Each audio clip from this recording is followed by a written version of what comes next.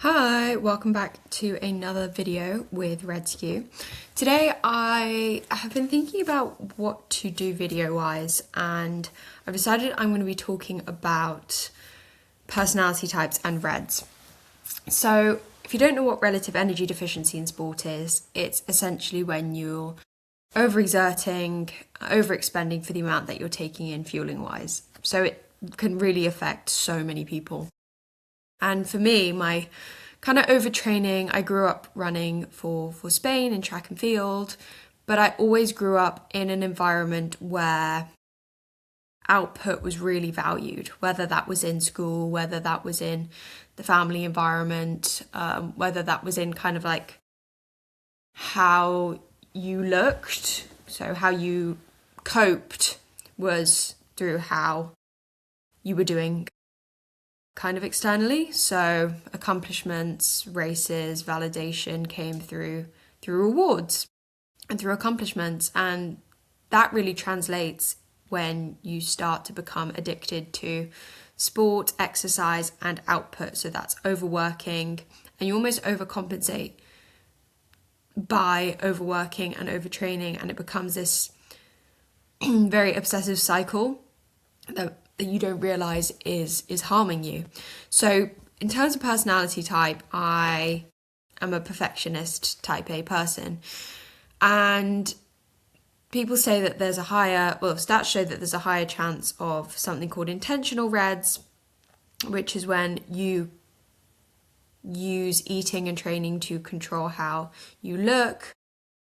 And then there's unintentional REDs, which is when you don't realize that you are underfueling and overtraining.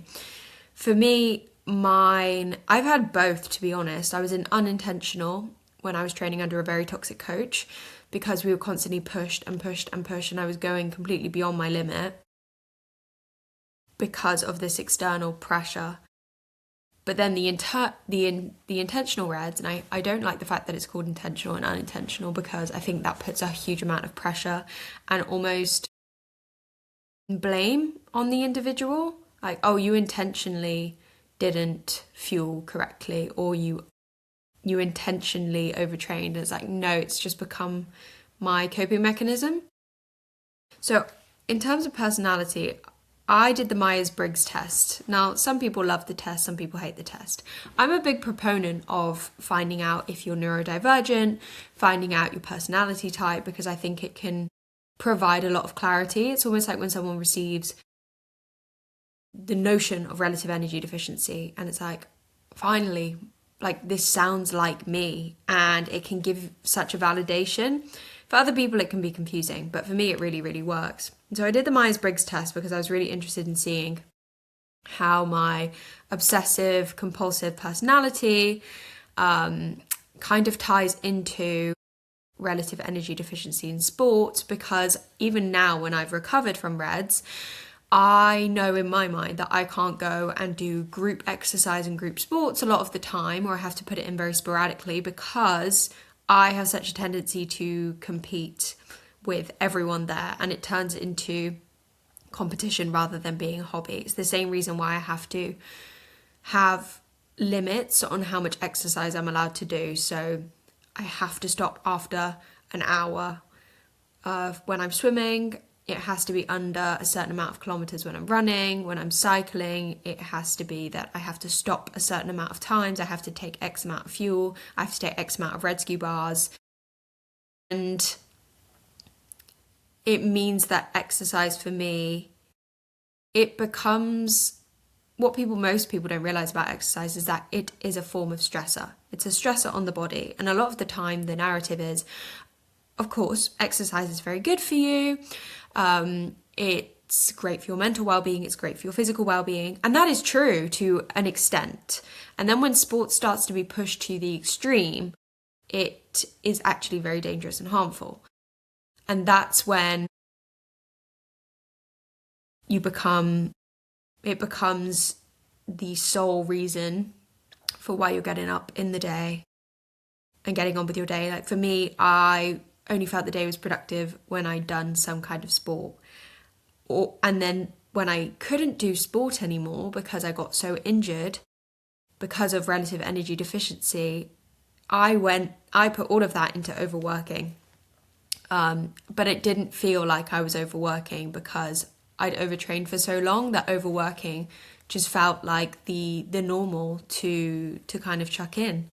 It filled the gap, so I didn't have to think about the fact that I couldn't do sport, and it made me a lot less sad. So it was a coping mechanism because I couldn't train, but it also meant, because with relative energy deficiency in sport, it's not just about how much you eat, it's when you eat. So if you're eating, or if you're leaving big gaps in the day without your fuel, that's a stressor on the body. If you're doing fasted training, stressor on the body for both men and women.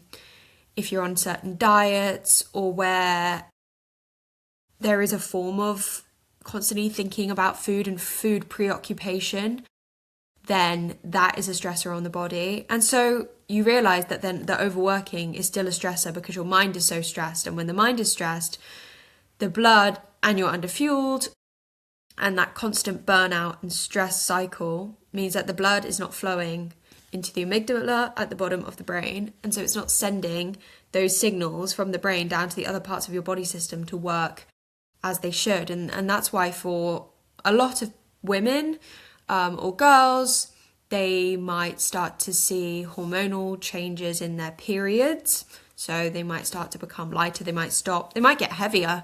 But for a lot of women, it is that their period stopped. For me, it was that my period stopped because my body wasn't safe.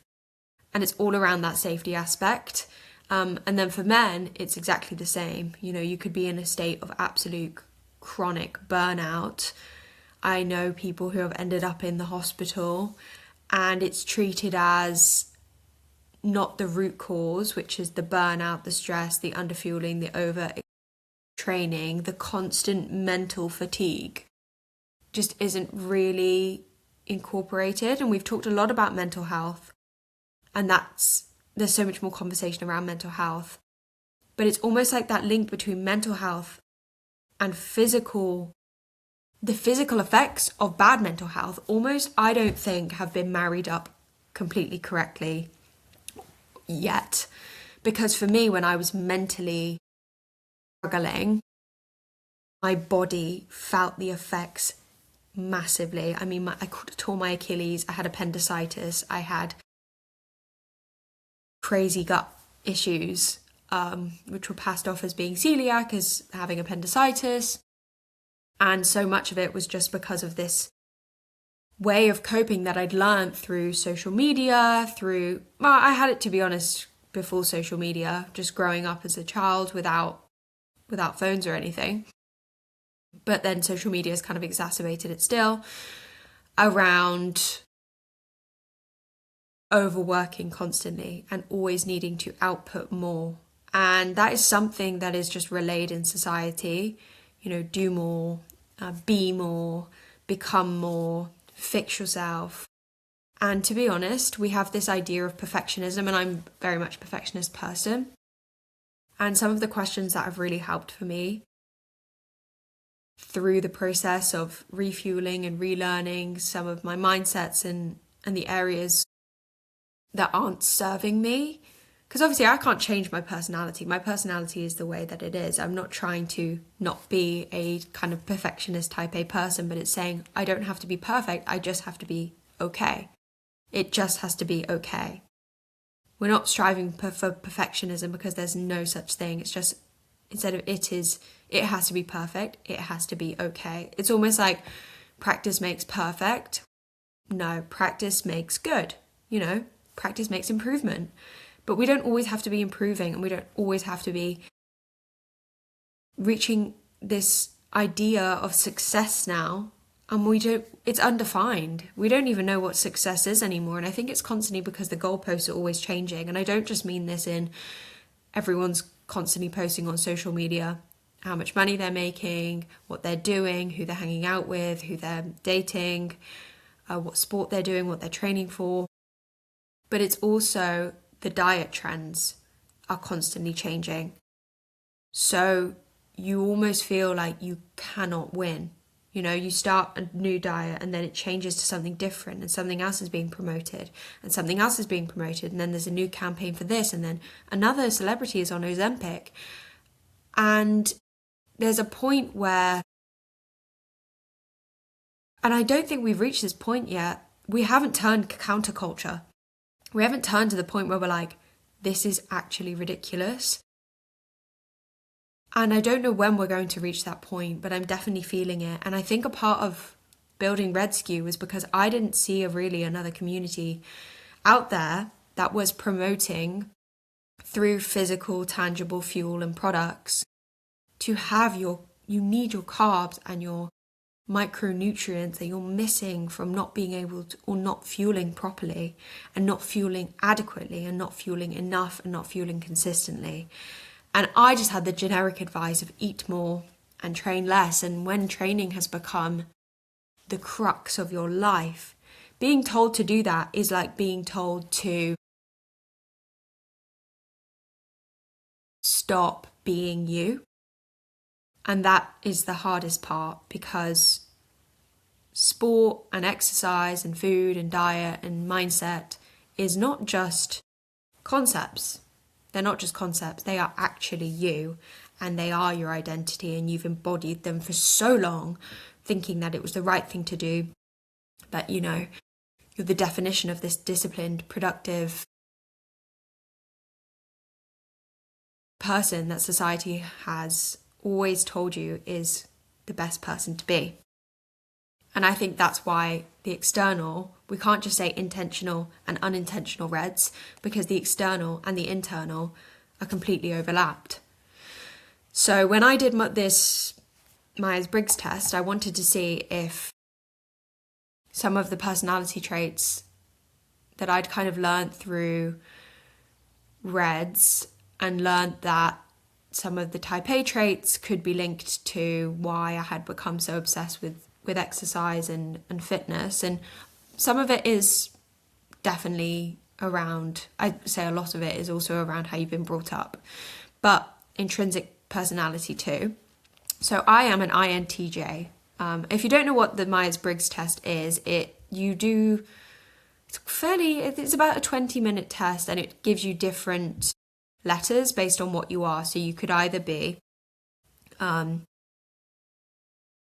me have a look. You can either be introverted or, okay, so there's 16 different personalities.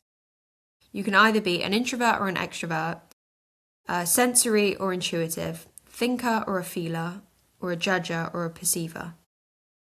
So I am an INTJ, which means that my qualities are innovative, independent, strategic, logical, reserved, insightful, and driven by original ideas to achieve improvements. Now that all sounds great on paper. It sounds brilliant. But it means that I am, very strategic, very logical, high work ethic. But it also means that I can be very impatient. I can be very emotionally distant. I can be overcritical and perfectionist because I set standards ridiculously high for myself, and I can be an overthinker. And this means that in social interactions, I find making friends quite difficult. I find certain topics and conversations quite difficult. And so sport for me was always the way to break that barrier of communication, because it was a shared hobby and a shared topic. And so when I had REDs and it meant that I couldn't be in those social groups anymore because I'd got to the point where sport was harming me so much and I couldn't do it, I lost a lot of friends because sport had also been my social line. And that was one of the hardest parts for me. And I think it's a part that really isn't talked about enough, that you don't really see the kind of, the short-term impacts talked about. Oh, you're injured and, once you rehab, you'll get back to it quite easily. But it's that long-term impact but I've missed out on experiences, and I've missed out on friendships, and I've missed out on health and potential that I could have had. And it's almost like when you're recovering and fueling again, and seeing sport as something that isn't like a mandate. You don't have to do it in your day, but it's something that should be really enjoyed again. And relearning that, you almost have to see like, well, why do I have to keep sticking potential on myself? Why do I have to keep saying, oh, I've got so much potential, so I need to run after that? And it's just such a cultural narrative that we have of like, oh, you know, you should really achieve your potential. And it's like, well, what potential are we defining? Because if the potential is the fact that I was so obsessed with sport and exercise to the point that it harmed me, that was because I was trying to achieve some kind of ridiculous potential expectation that never actually existed and I was never going to achieve. So the INTJ, it's funny because it says the INTJ is in kind of like strategic roles like engineering, science, management. I wouldn't say I'm particularly a STEM person at all. If anything, I kind of struggle with, I'm very good with visuals and words, but I struggle with numbers. And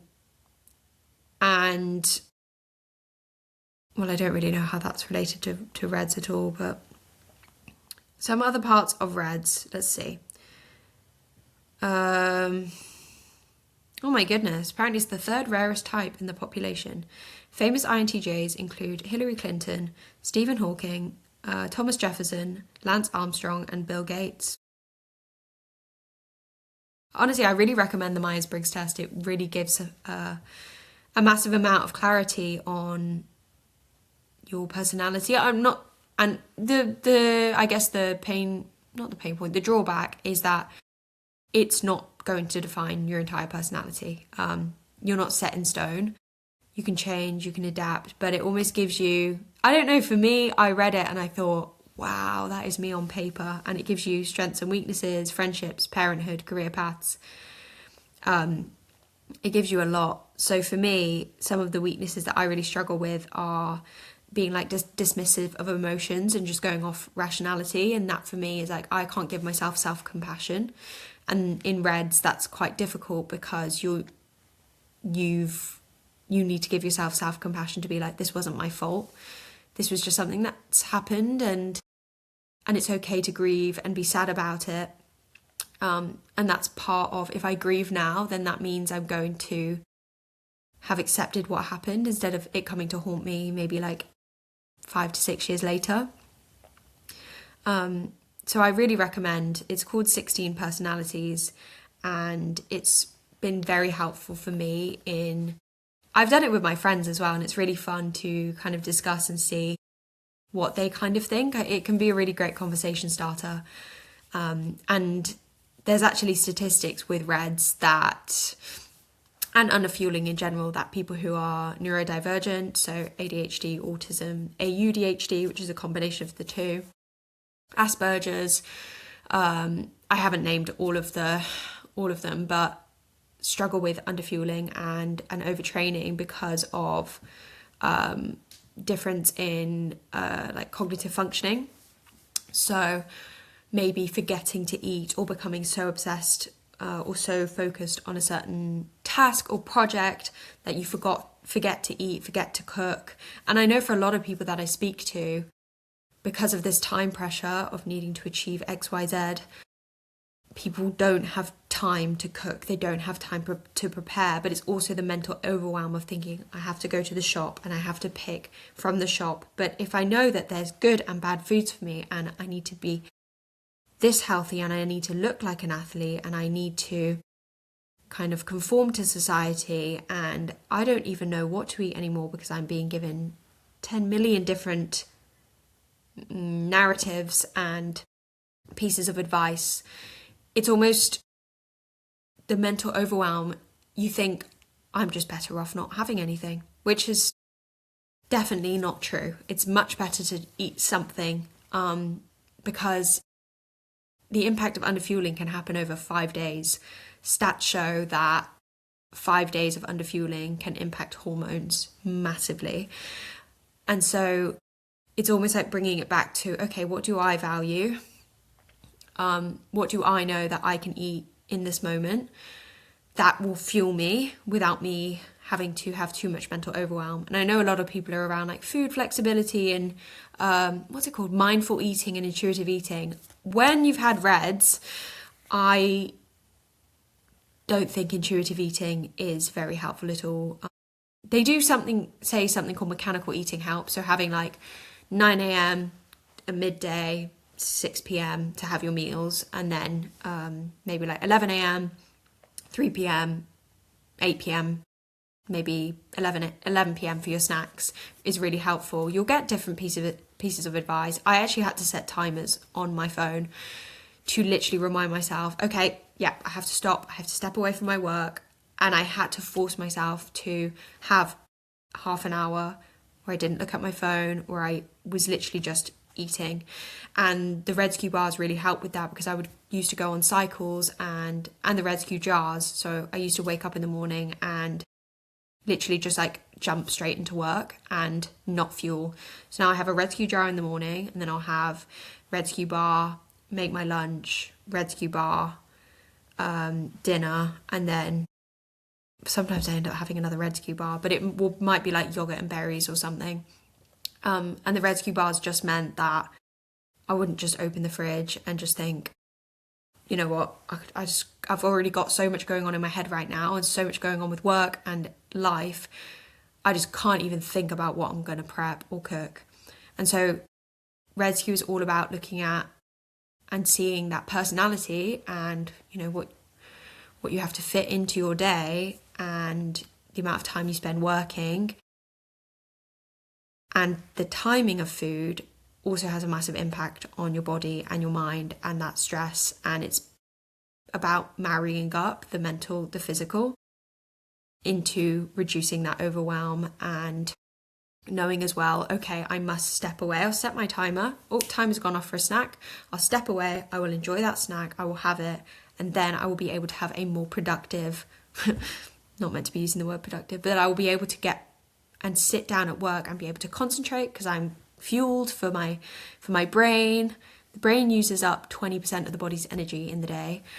And so you know that you're fueled for both body and mind to be able to get the full enjoyment out of work.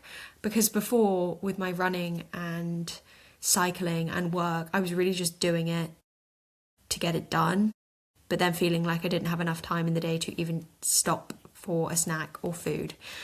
And so it's about kind of, I know what it's like to be running on empty and not feeling like you can get off that treadmill, but also thinking this treadmill is, you know, I'm going to fall off it soon, but not knowing what to do about it. And that's kind of where RED-Scue and the narrative around it, we're trying to be countercultural without cancelling. But yeah, all in all, personality has a massive impact, and try out the 16 personality test and comment below what your personality is, because I'd really like to know. INTJ here. And yeah, see you on the next video.